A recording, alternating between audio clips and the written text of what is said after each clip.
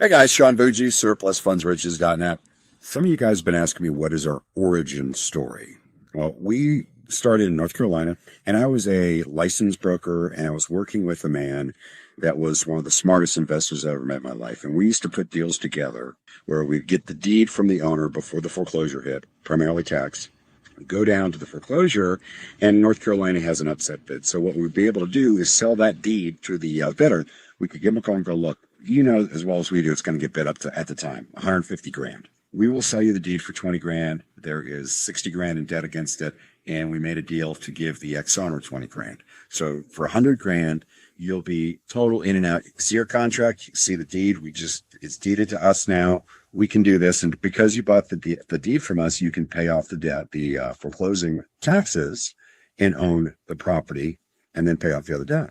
And we made a ton of money doing that. I mean, it was really easy, quick turnaround. You know, it was nothing for us to split 20 grand, 10 grand a piece. Well, we had a deal where nobody really knew what they were doing at this particular auction, so they didn't understand what we were saying. They didn't get it. So we didn't sell it. Didn't sell the deed. And, you know, of course, we had a contract written in such a way where if we couldn't flip the deed to an investor, we didn't owe the property or anything. But in this instance, we had recorded the deed. We're there, and we asked the clerk, hey, sold for 120 grand. There's 60 owed. Where's the other 60 grand go?